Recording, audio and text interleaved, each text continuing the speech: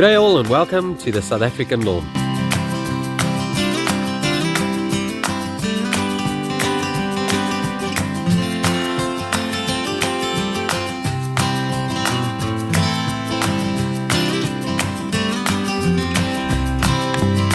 Alright, so welcome to today's video, and today I want to talk a little bit more about fertilizers. Okay, so I promised to show you that I'll put the second application of fertilizer down on my Kikuyu lawn, which never happened because I missed my window. The weather turned very cold and that lawn went dormant, and adding fertilizer to a dormant lawn isn't always the best idea, because if the roots is dormant, it won't take up the nutrients. Okay, whew, quite out of breath. I had to take the hose pipe off the lawn. Yeah, I suppose it's not a big work, but in any case. However, today I'm going to put down fertilizer on this lawn because even though it's been flipping cold the last couple of days, the weather now is lacquer. So and it's still growing, just not very fast. So I'm going to put down a fertilizer application, and then I'll see what the results is, but I think it's going to respond fine. It doesn't desperately need it. It has been fed throughout the last while, because it is a winter lawn. So yeah, everything's lacquer. Just I tell you, I must start working on my plans here, get something going. I don't think I'll get much growing now. Another month or so, then the temps will be lacquer, and then we can look at maybe doing something special right there. Alright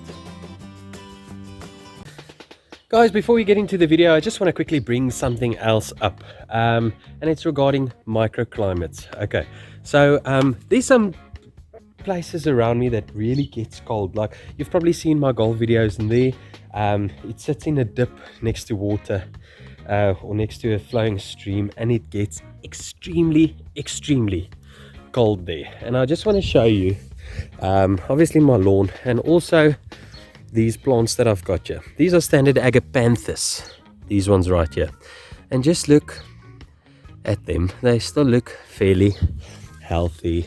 I won't say they actively growing like vigorous growth and whatnot, but they've got the same plants around my area, and a lot of them has just been weather worn and weather torn and flippin' nailed by the frost. So I just want to show you, it all depends really on your microclimate, and that will also determine how good success you get with your lawn. I get pretty good success with my lawn during the winter because I hardly get any frost. Like even this cold winter, I tell you, there's been a couple of mornings it's like little tiny frosties on the leaf blades.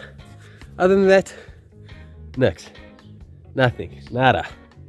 So that's lacquer. I appreciate the weather for helping me out, but that could be a big variant in your situation wherever you are. I hope that may flip in sense, because I struggle to get that out. Okay guys, so let's talk a little bit of math and a little bit of nutrients. So here I've got that product that I almost always use. The number that I want to focus on is this N here. There, the N there, 130 grams per kilogram of nitrogen. Okay, so that we don't want to exceed more than 250 grams per 100 square meters. Okay, so I've got 200 squares here, so we don't want more than 500 grams of nitrogen in total. So how do we work that up? We take that 500 grams of nitrogen, divide by 130 grams per kilogram, and that'll tell you how much you need. And I just worked it out. It's 3.8 kilograms of fertilizer on that lawn. I'm not even going to put that much down because I don't want a surge of growth. I really just want to feed my lawn. And it's also got a lacquer amount of other stuff like PNK and CNA, calcium. Those I'm not gonna get too technical here.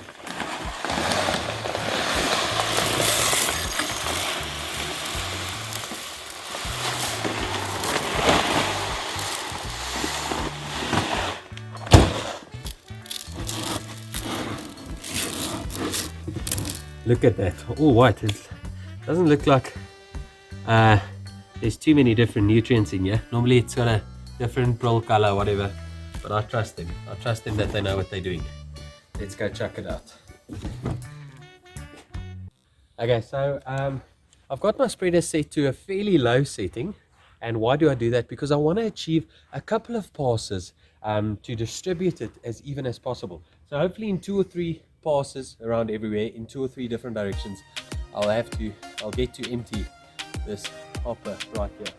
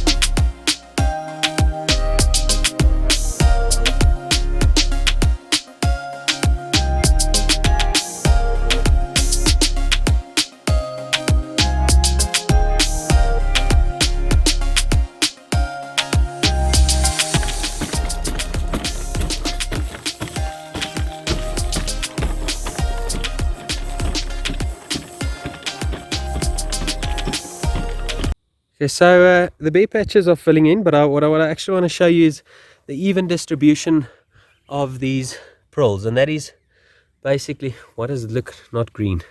I don't know, my camera is cheating here, guys. So the prills are very evenly distributed. Not a lot of dew around, so it probably won't burn. You must remember that the prill dissolves when it gets in contact with water.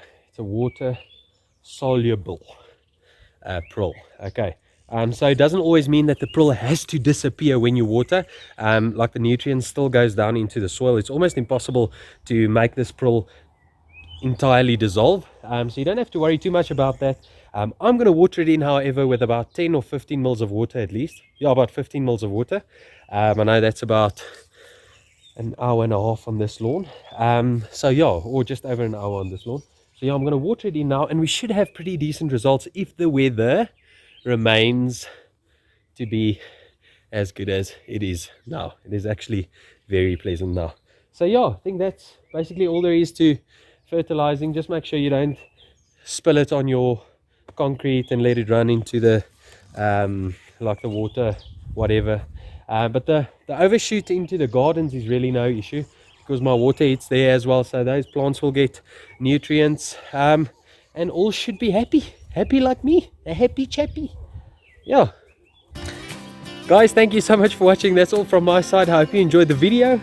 If you found it interesting or enjoyed the content, please give it a like, and also subscribe to the channel and hit that bell thing, so when I post another video, an awesome one like this one, you'll get notified immediately. Cheers for now. Bye bye.